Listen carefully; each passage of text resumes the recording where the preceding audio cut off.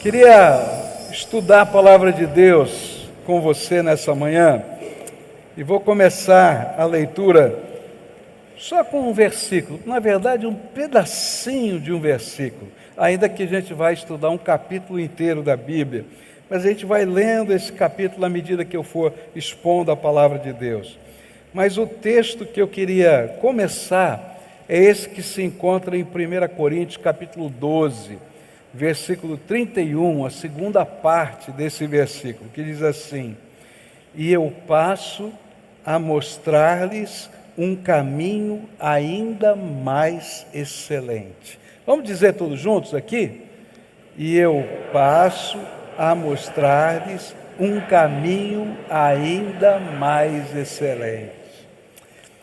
Pergunta que fica no meu coração é: quem não gostaria de acessar um caminho ainda mais excelente? Eu creio que todos nós gostaríamos de trilhá-lo. Mas então, por que às vezes a gente não consegue trilhar caminhos mais excelentes na nossa vida? Porque tantas vezes parecemos andar em círculos. Você já se sentiu assim na vida, dando voltas, andando em círculo, não conseguindo chegar aos seus alvos? Por que a gente não consegue crescer e experimentar o mais e o melhor de Deus para nós? Esse é o grande segredo que o capítulo 13 de 1 Coríntios vai tentar nos revelar, vai tentar mostrar para a gente. O que ele vai ensinar aqui é que o amor de Deus é a essência de Deus. O amor, na verdade, é a essência de Deus. E às vezes a gente não caminha o caminho mais excelente porque nós não nos deixamos envolver plenamente no amor de Deus, a ponto desse amor nos ensinar a viver e refletir Deus em todas as áreas da nossa existência. E quando chega no final desse capítulo, depois dele descrever primeiro a nossa necessidade desse amor, depois as marcas desse amor, ele vai mostrar no finalzinho do capítulo o que nos impede de alcançar esse caminho mais excelente. Quais são os obstáculos que precisamos vencer para alcançar o mais excelente de Deus? E eu vou começar a estudar isso agora de manhã, eu vou concluir hoje à noite, onde a gente vai aprender o que é que impede a gente de alcançar esse jeito de viver mais excelente que Deus tem para nós. E a primeira resposta está lá em 1 Coríntios 13, versículo 11, onde diz assim: quando eu era menino, falava como um menino, sentia como um menino, pensava como um menino. Quando cheguei a ser homem, desisti das coisas próprias de menino. Vamos ler juntos aqui? Quando eu era menino, sentia como menino, pensava como menino. Quando cheguei a ser homem, desisti das coisas próprias de menino. O primeiro obstáculo que Paulo vai levantar para trilharmos o caminho mais excelente é entender que crescer dói. Fala para quem está perto de você, ó, crescer dói. Crescer dói. Por isso nem sempre nós queremos deixar as coisas de menino, ou seja, as coisas infantis, a nossa imaturidade, às vezes até a nossa inconsequência. Mas não há como escolher o caminho mais excelente sem aceitar as dores do crescimento. E isso acontece em todas as áreas da vida. Hoje, por exemplo, a medicina pode dizer para você que existe uma dor verdadeira quando uma criança cresce no seu corpo. é um desconforto muscular, uma fadiga, uma adaptação estrutural, porque os ossos estão se alongando, os músculos estão se ajustando, as articulações estão se organizando. E crescimento exige da gente adaptação, e adaptação gera desconforto temporário. Ninguém gosta muito de coisas novas, a gente gosta do nosso jeitinho, né? Vai mexer aqui, bagunçou tudo, aqui não funcionou direito. Outra coisa que a gente vai aprender é que crescer que dói, também crescer não é instantâneo. Então a gente gostaria que doesse rapidamente assim, né? Como se a gente tira um esparadrapo, um band-aid, acabou. Não, mas é um processo, e às vezes a gente não quer passar por esse crescimento. Mas isso não é só do ponto de vista físico. Se a gente olhar do ponto de vista emocional, crescer emocionalmente também dói, porque a gente tem que romper dependências, lidar com frustrações. Não tem jeito. A gente tem que reavaliar expectativas, assumir responsabilidades, perder ilusões sem perder a esperança. E tudo isso gera dor interna, porque envolve perda do que era conhecido. Por isso, alguns, mesmo tendo idade, nunca desejam crescer emocionalmente, porque não querem perder nada das suas atitudes infantis. Agora, Paulo está dizendo a mesma coisa para essa igreja. Espiritualmente isso não é diferente. Paulo vai falar lá em Gálatas que o segredo para crescer é dolorido. Ele diz assim: fui crucificado com Cristo, assim já não sou eu quem vive, mas Cristo vive em mim, e a vida que agora vivo no corpo, vivo-a pela fé no Filho de Deus, que me amou e se entregou por mim. Paulo está dizendo, não tem jeito de crescer se você não matar o seu eu. E nada morre sem dor, e nada cresce sem ruptura. Por isso, sem cruz não há ressurreição, sem poda não há fruto, sem disciplina não há maturidade, sem morte do velho não há nova vida. O caminho mais excelente que Paulo está ensinando esse povo a viver pede coragem. Coragem para deixar de ser criança, de deixar de viver em maturidade espiritual, de parar de brincar com o que é sagrado, de passar a assumir responsabilidades que o Senhor nos confere, ter alvos maiores do que somente divertir-se ou desfrutar a vida, cumprir propósitos de Deus na nossa existência.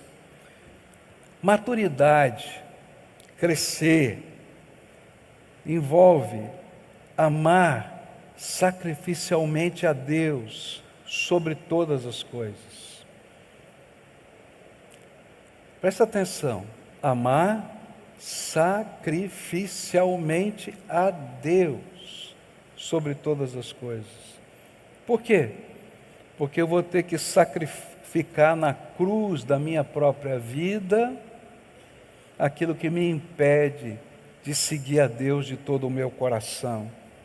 E quando a gente aprende a amar sacrificialmente a Deus sobre todas as coisas, vai ter que aprender o segundo passo, que é amar as pessoas que Ele coloca ao nosso redor na mesma intensidade como amamos a nós mesmos. Por isso crescer dói. Porque isso é deixar de ser criança e amadurecer espiritualmente. O que Paulo estava dizendo para aquela igreja Igreja de Corinto, vocês se acham maduros por causa dos dons espirituais que vocês têm. Vocês se acham maduros por causa da sabedoria intelectual que vocês têm. Vocês se acham maduros por causa dos líderes que tiveram no passado. Lembra? Pelo menos 2, Paulo e Apolo. Mas vocês não passam de ser crianças em termos de maturidade espiritual. Continuam agindo como crianças. Continuam brigando, exigindo direitos, fugindo de responsabilidades, se apegando ao desfrute. Vocês são imaturos. E Paulo vai ainda mais forte.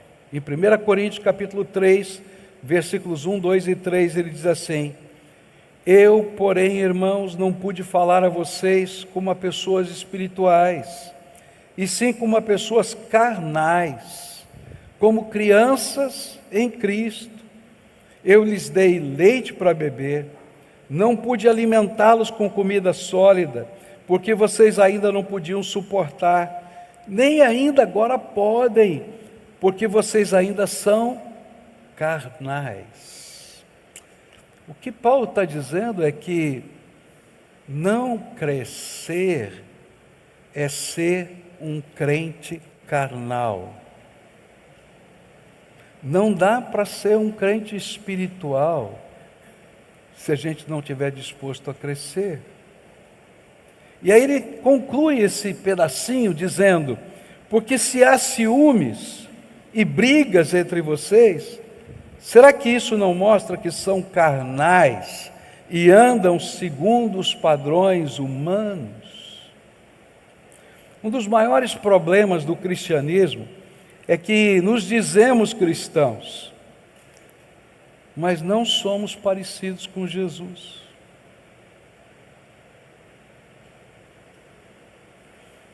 Um dos grandes problemas da igreja cristã no mundo, e é por isso que a gente não conseguiu completar a missão que Deus nos deu, pregar o Evangelho em toda a terra, é que a maioria dos crentes que frequentam uma igreja são imaturos espiritualmente, são crianças em Cristo, são crentes carnais.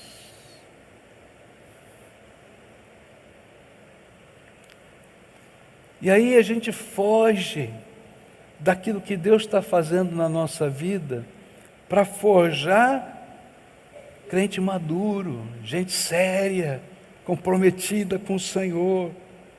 E aí a gente foge do discipulado. O que é discipulado? Discipulado não é fazer um cursinho bíblico, é se permitir moldar pela palavra de Deus para ficar parecido com Jesus. Eu prefiro fazer um curso. Eu não quero aprender a orar, a buscar a presença de Deus. Eu prefiro ter uma relíquia na minha casa e olhar para ela, achando que dela vai vir o poder, porque na verdade eu não cresci ainda. Nós fugimos de entregar aquelas coisas que o Espírito Santo fala ao nosso coração. E aí a gente luta com o Senhor, a gente briga com o Senhor, porque entregar é deixar de ser criança, e deixar de ser criança dói. Eu me lembro que Michel era pequenininho e muito bagunceiro mesmo. E ele tinha um baú, não era um baú, era tipo uma urna grande assim, um negócio alto assim, onde era para guardar os brinquedos. Não tinha muita organização, só tinha que pegar o brinquedo que estava no chão e jogar dentro daquele baú. Mas ele não fazia isso. Ele gostava de deixar tudo espalhado no chão, que a gente tropeçava e quase caía. E aí a gente mandava olha, coloca aí no baú. Você não vai sair do quarto enquanto não colocar no baú. E aí, do jeito infantil dele, ele pensou, vou dar um jeito para não ter que colocar mais nada no baú. A gente morava num prédio de apartamento, no 5º andar, e ele começou a jogar as coisas pela janela. E quando ele terminou de jogar os brinquedos pela janela, ele pegou a tampa do baú, que ele disse, acho que nunca mais vou usar nada desse baú, e jogou a tampa do baú. E quando ele jogou a tampa do baú, já estava tocando o interfone, o porteiro estava dizendo que tinha um moleque jogando brinquedo lá de cima, mas estava entrando uma senhora, e a tampa do baú caiu no pé dela, pá!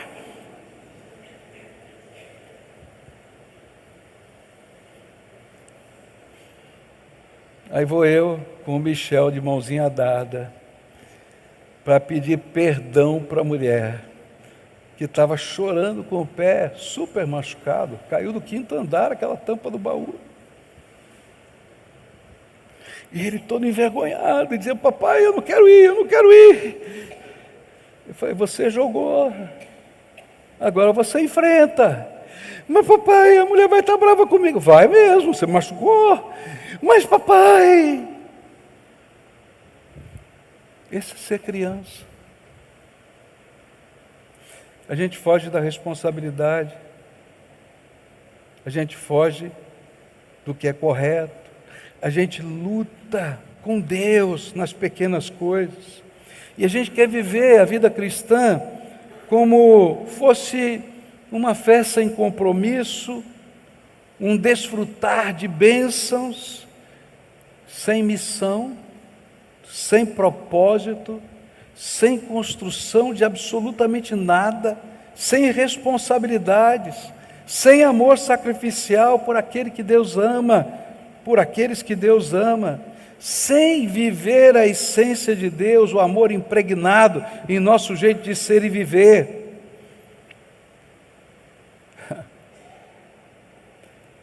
Tem muita criança espiritual. E o pior é que em algumas áreas da vida a gente amadurece, em outras a gente continua criança e a gente não quer crescer. E aí Deus tem que trabalhar conosco. A palavra-chave usada aqui por Paulo é deixar. Quando eu fiquei adulto, eu deixei as coisas de menino. Ninguém chega ao excelente sem deixar a sua imaturidade espiritual, sem aceitar as dores que o crescimento impõe. Mas a pergunta é, o que de verdade, na prática, a gente precisa deixar? Que atitudes nos fazem ser imaturos espiritualmente? Paulo, no texto que a gente acabou de ler agorinha, ele vai dizer assim no versículo 3: porque se há ciúmes e brigas entre vocês, será que isso não mostra que são carnais e andam segundo os padrões humanos?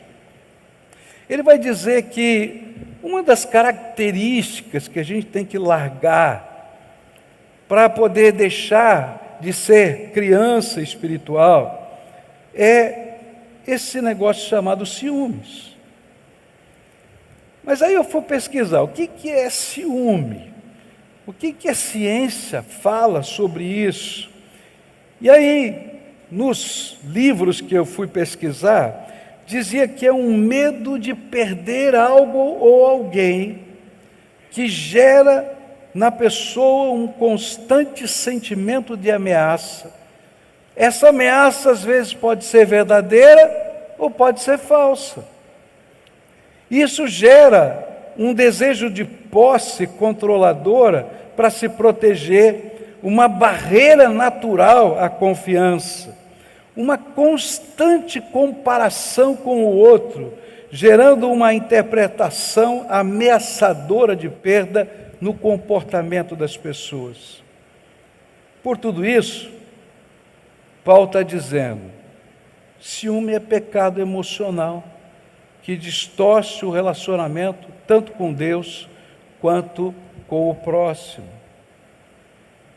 Porque esse ciúme, esse desejo de controlar, essa coisa toda, é um veneno silencioso que começa comparando e termina matando. Lembra da história de Caim? Deus aceitou o dele e não aceitou o meu. E então eu vou lá e mato a concorrência. É um pecado que se disfarça de zelo, mas na verdade é injustiça. É uma prisão mental, alimentada por fantasias suspeitas e medos irreais. É uma doença da alma, pois a pessoa não consegue celebrar a vitória do outro, só a dele.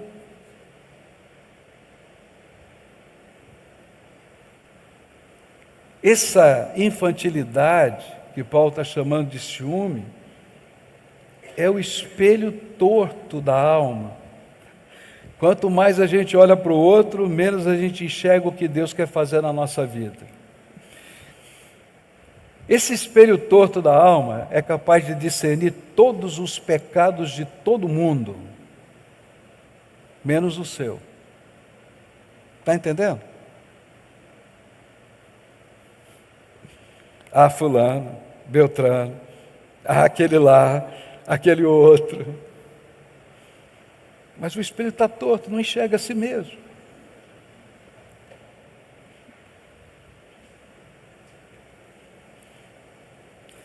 Esse espelho torto da alma olha e dá uma dificuldade extrema de repartir algumas coisas. Interessante que nem sempre são coisas, mas às vezes são sentimentos.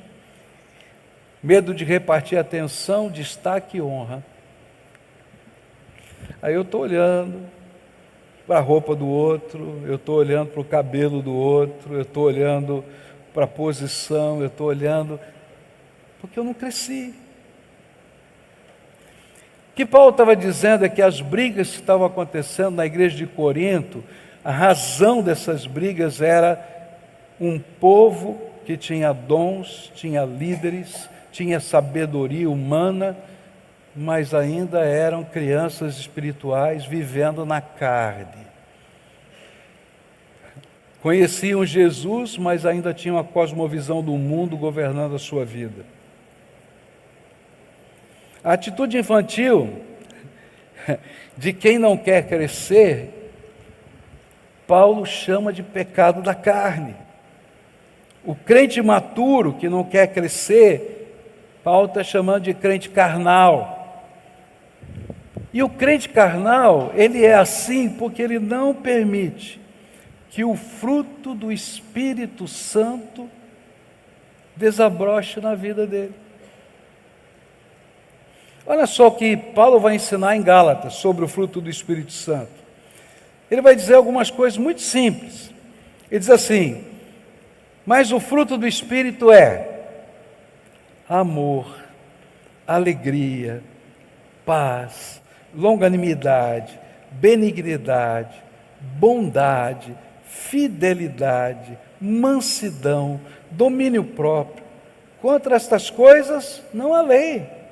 E os que são de Cristo Jesus crucificaram a carne com as suas paixões e os seus desejos. Se vivemos no Espírito, andemos também no Espírito. O que Paulo está dizendo é que no ambiente da carnalidade não há paz. Por quê? Porque existe uma sensação constante de insegurança que não permite paz. Eu estou tão inseguro que não tenho paz. Mas, se eu mortifiquei a minha carne, onde está a minha segurança? Em Cristo Jesus, meu Senhor. E então eu posso ter paz. Ele está dizendo que não há alegria quando a gente ainda é criança espiritual, porque pequenas coisas, pequenas frustrações, sempre roubam nossa alegria. Ser criança é assim, não é? Você já viu isso, pelo menos, né? Você vai na casa de alguém que tem uma outra criança, está na hora de ir embora, não é? Lembra disso? Eles estavam brincando com o brinquedo de quem? Do outro. Mas na hora de ir embora, a criança diz: não, é meu, eu vou levar embora. E aí o outro diz: não, mamãe, é meu, ele está pegando.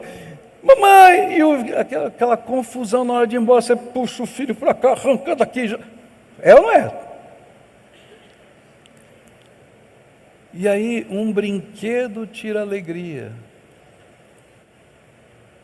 Deu para perceber? Aí vai jogar futebol. Isso é criança.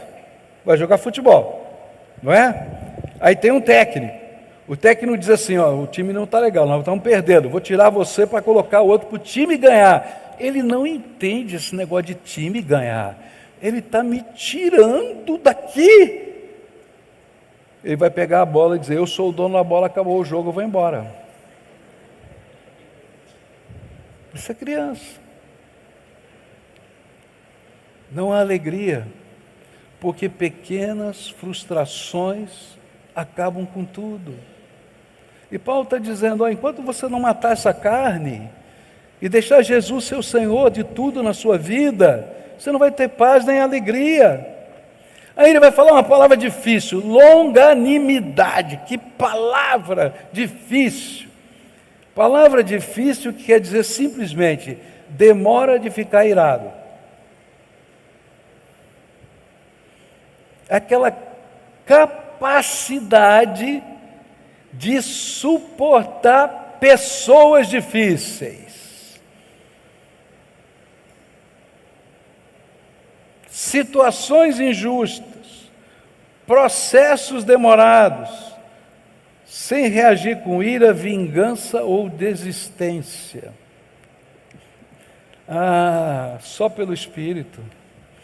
Suportar um carinha difícil. Não vou nem falar o que eu pensei, senão vai dar briga, né?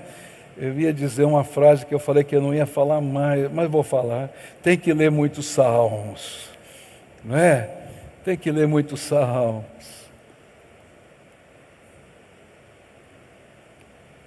Só com a graça. Agora, para isso, tem que mortificar a carne.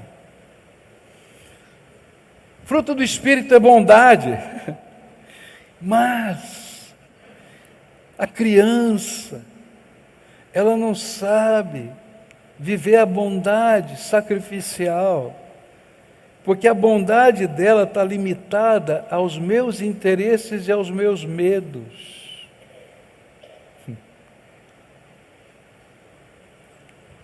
A bondade sacrificial vai pegar o seu melhor para dar para alguém. Eu até acho que você precisa, mas não vou pegar o meu melhor. O meu melhor é meu. A bondade de Deus ofereceu Jesus Cristo para nós, o melhor que Ele tinha, para que eu e você pudéssemos ser salvos. Fidelidade. Fidelidade é lealdade, confiabilidade, constância. Fidelidade é permanecer quando o entusiasmo acaba, quando ninguém vê e quando não há reconhecimento. Quando a carne domina, nós não permanecemos. Cansei, vou embora. Mansidão. Mansidão é ter força, autoridade, ou até razão, e ainda assim escolher responder com humildade e graça, porque mansidão tem a ver com relacionamentos. Você é mais importante. Domínio próprio é aquele autocontrole autocontenção, governo de si mesmo. É aquela capacidade de dizer não aos impulsos para dizer sim à vontade de Deus. E o foco sou eu dizendo não para a minha carne e sim para a glória de Deus. Na carnalidade, Paulo está dizendo, não há amor. Amor genuíno, altruísta, segundo o modelo do Senhor. Agora a pergunta que vem é, tá bom, Paulo, você já me arrebentou aqui, já vi que eu estou precisando misericórdia. Eu escrevi lá no meu caderninho um monte de coisa que Deus falou comigo quando eu estava preparando esse sermão. Eu falei, o senhor me arrebentou aqui, não sei você, estou falando de mim. Tá? Mas e aí, o que eu faço? Como é que a gente deixa de ser criança? E aí no finalzinho do texto, ele vai dizer, olha, tudo vai passar, mas tem 3 coisas que permanecem. Você lembra disso? Quais são? Fé, esperança e amor. E o maior desses é o amor. Qual é o segredo para a gente crescer? Primeiro, é dar um salto de fé. É um salto de fé não em você mesmo, porque você não vai conseguir resolver o problema da tua carne. É um salto de fé no Senhor. O que é dar um salto de fé no Senhor? É dar um salto de fé no projeto de Deus, no propósito de Deus, no plano de Deus, no modelo de Deus. E dizer, Senhor, eu agora vou viver segundo esse padrão. E eu sei que vai doer, mas esse é meu alvo primeiro. Que eu seja crucificado em Cristo e Cristo viva em mim. Se eu não der um salto de fé, onde eu me entrego, eu paro de lutar, eu paro de fazer reservas, e eu me lanço nas mãos do Senhor para Ele me conduzir do jeito dEle, a gente não vai chegar lá. Nós somos tão cabeça dura, que a gente já quer até ensinar a Deus como fazer as coisas. Eu me lembro que estava conversando com um grupo de empresários uma vez, fazendo um discipulado com eles estavam no começo da sua jornada espiritual, e de repente a gente começou a falar sobre impostos. Coisa ficou feia. Falou assim, mas pastor, como é que o crente lida com isso aqui? Olha só, a taxa que a gente paga de imposto é muito alta, é isso, é aquilo, aquilo outro, não tem empresa que vai dar certo, e a nossa empresa tem um viés desse aqui, olha, esse nosso produto é assim, assim, assado. Eu falei, meu Deus do céu. Eu falei, olha, ou a gente acredita no jeito de Deus, ou a gente faz do jeito da gente. E eu me lembro que aquele homem falou, olha, pastor, o senhor entende de Bíblia, mas de negócio entendo eu. Eu falei, olha, eu não entendo do seu negócio, mas eu entendo da bênção de Deus na tua vida. Faz do jeito de Deus que Deus abençoa, faz do jeito errado que você está perdido. E aí aquele homem começou a negociar com Deus um monte de coisa, porque a gente faz isso, né? A gente quer ensinar a Deus. Falou, Deus, ele falou assim, olha, eu vou falar com o meu sócio. Se o meu sócio aceitar, eu vou começar a mexer nessa área aí, mas eu tenho sócio, né, não dá e tal. Falei, então vamos orar por isso? Aí levantamos um clamor, Senhor, ensina esse teu filho e abre as portas. E ele foi lá falar com o sócio principal. Chegou para o sócio, falou, olha, estava lá estudando a Bíblia, esse negócio está me incomodando, os impostos, mas é um perigo e tal. Ele falou assim, está te incomodando? Ele falou, tá. Então, para de incomodar, faz o que tem que fazer e pronto, vamos tocar para frente. Aí ele voltou na semana seguinte e disse: pastor, meu sócio topou. Eu falei: é claro, Deus está nesse negócio. Ele falou: mas eu não vou conseguir fazer de uma vez, eu vou quebrar. Eu falei: faz do jeito de Deus, bota aí o teu joelho no chão e vai. Final da história, ele arrumou a empresa dele. Alguns meses se passaram, houve uma denúncia, e quando foram fazer a fiscalização, estava tudo nos trinques, e ele chegou lá e disse assim: louvado seja Deus. Cara de pau. Sabe, a gente quer ensinar Deus como Ele tem que agir na nossa própria vida. Isso é ser criança. A criança faz isso com o pai, faz isso com a mãe. A criança tenta manipular. Sabe, a criança luta o tempo todo para tentar controlar o seu mundo sem qualquer responsabilidade. Ela manipula seus pais. E quando ela não consegue manipular, ela usa a vergonha. Você já viu no mercado? Mamãe, eu quero isso.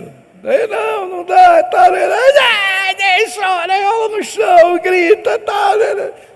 Porque ele sabe que a vergonha. A gente faz isso com Deus, a gente faz isso com as pessoas.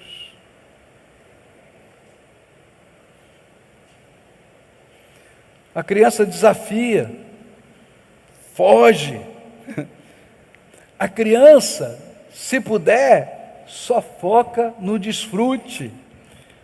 Você acha que a criança vai estudar matemática de pronto, assim?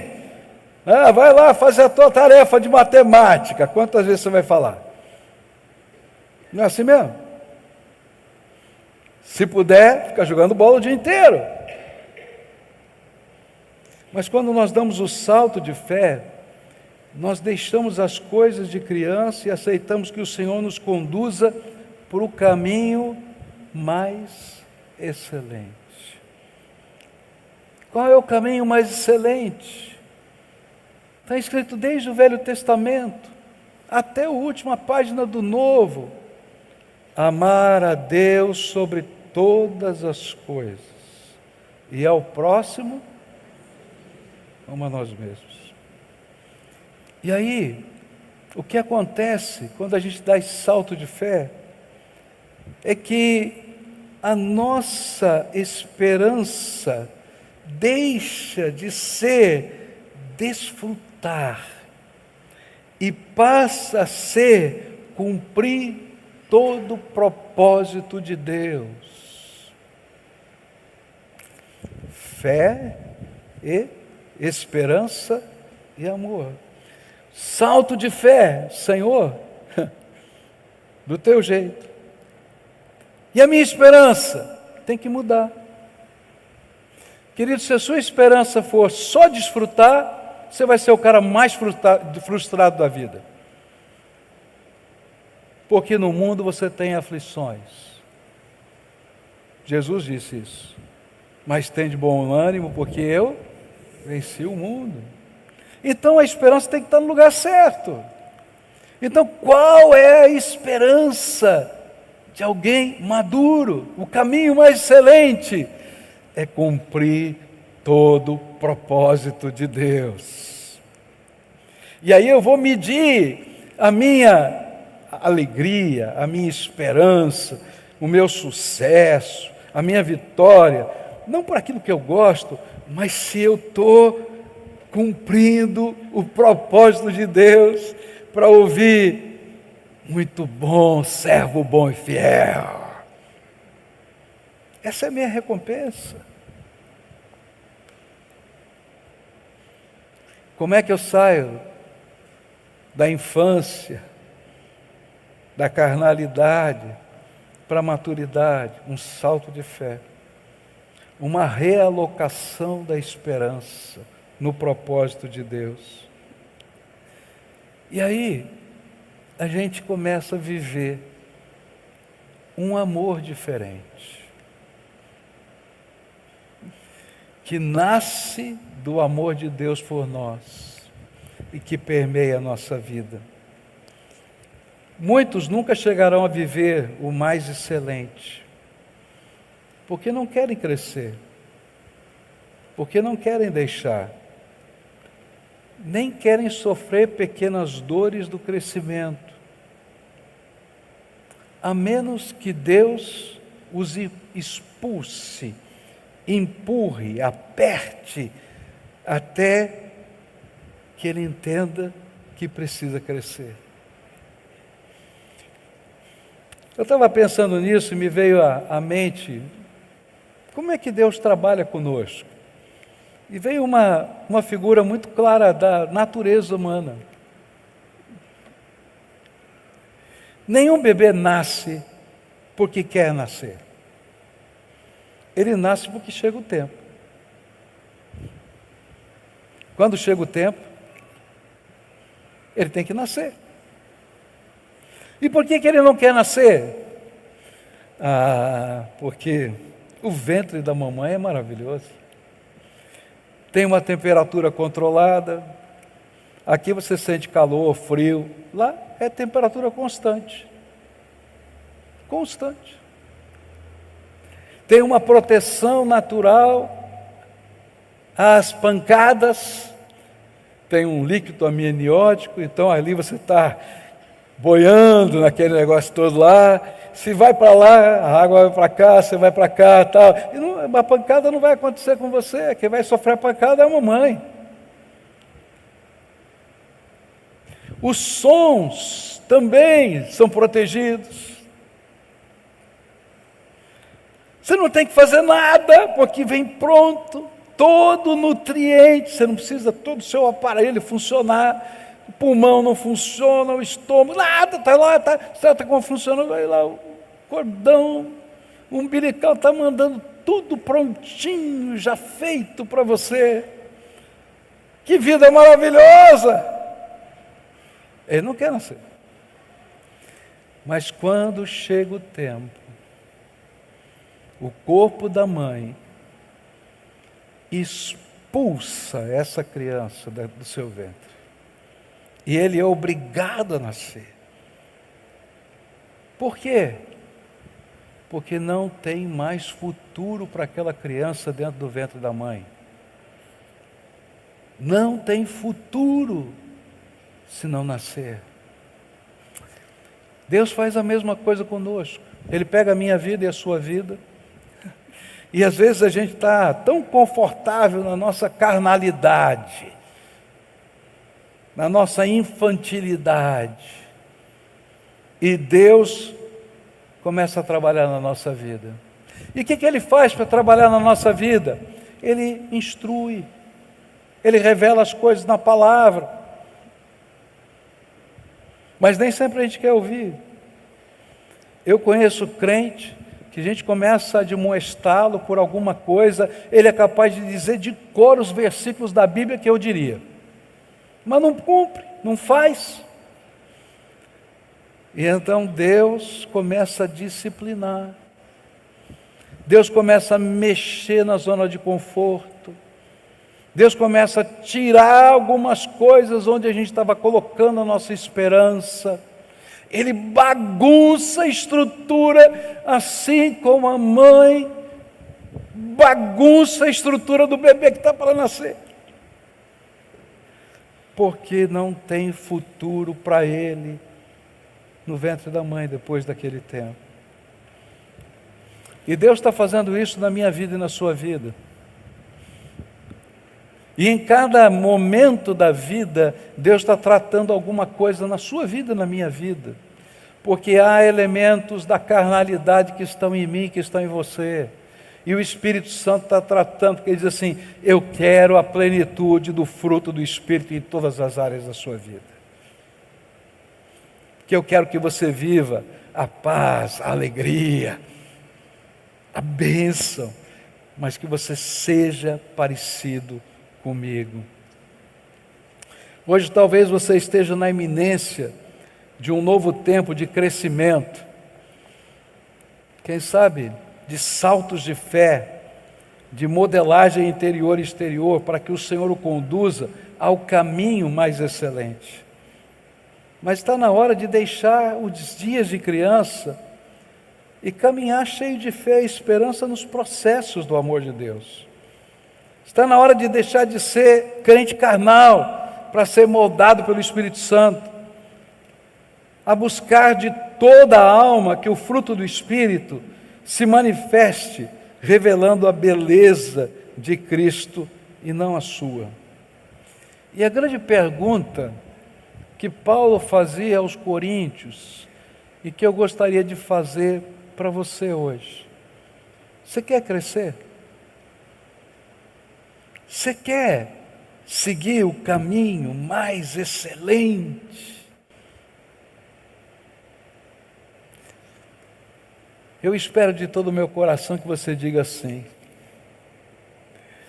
Porque senão Deus vai ter que dar uma boa amassadinha em você. Porque é assim que Ele trabalha. Ele bagunça tudo, para a gente poder entender que não tem futuro para a gente, se a gente não der um salto de fé, se a gente não modelar a nossa esperança no propósito de Deus, e não vivenciar a plenitude do amor a Deus sacrificial, sobre todas as coisas, e ao próximo como a nós mesmos. Essa é a essência do Evangelho. E nessa manhã eu queria orar com você, como a gente sempre faz. E eu queria que você olhasse para o seu coração hoje. O que é que o Espírito Santo falou com você? Talvez você esteja lá que nem o Michel, jogando tudo pelo baú, né? Jogando pela janela. Vou me livrar desse negócio logo. Aí minha mãe não vai me mandar nunca mais colocar no baú. Mas a gente não entende que todos esses processos nos levam a um futuro melhor. E o que Deus está fazendo é produzir um futuro melhor para cada um de nós. O Senhor quer trabalhar isso na minha vida e na sua vida. Mas como é que você vai responder a isso? Hoje é hora de confessar o que é carne na tua vida. Para alguns, carne são desejos lascivos. Para outros, carne é outra coisa.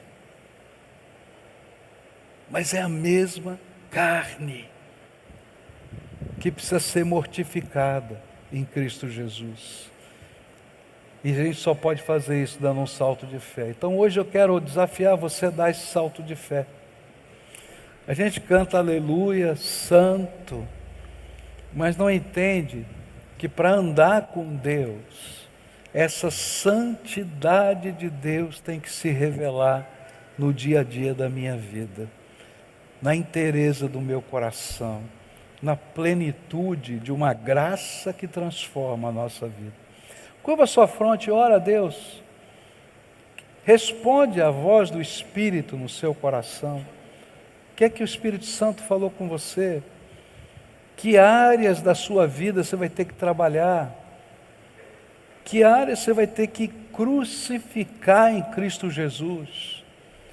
Você não vai conseguir sozinho. Você vai ter que dar um salto de fé. Em que você tem colocado a sua esperança? Coloca no propósito de Deus, no alvo, no plano de Deus, no que Ele acha que é mais importante. Senhor Jesus, Tu estás ouvindo a oração do Teu povo aqui. Cada um de nós, começando de mim mesmo, Senhor. Temos coisas para colocar no Teu altar. Temos áreas que precisamos crescer. Eu quero Te agradecer, porque o Senhor sabe que não tem futuro para nós do jeito que estamos. E então o Senhor nos empurra, nos expulsa, como o ventre de uma mãe faz com uma criança. E eu Te louvo, Senhor, pelos movimentos do Teu Espírito Santo, que tem me empurrado, me expulsado, me colocado, Senhor, em algumas situações diferentes, desconfortáveis tantas vezes, só para que eu pudesse achar o caminho mais excelente. Obrigado, Jesus, porque no meio desse processo o Senhor não nos deixa órfãos. O Senhor coloca o Teu Espírito Santo em nós e é Ele que nos conduz. Obrigado, Senhor, porque não é a minha força, nem a minha competência que pode realizar isso, mas é a graça do Senhor em mim, é a mudança dos valores da minha alma, é uma visão diferente, é o Teu amor sendo derramado em mim e me ensinando a amar. Ó Pai, ensina-nos o caminho mais excelente. É aquilo, Senhor, que vamos querer aprender com o Senhor. Ajuda-nos em nome de Jesus. Amém e amém. Fica de pé. Você já sabe como é que termina esse culto, não é? Na presença do Senhor aqui. E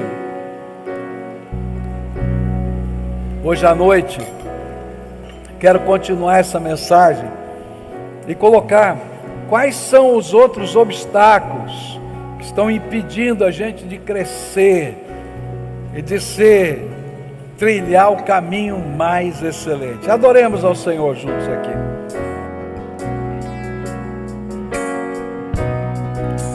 A Ti eu vou clamar.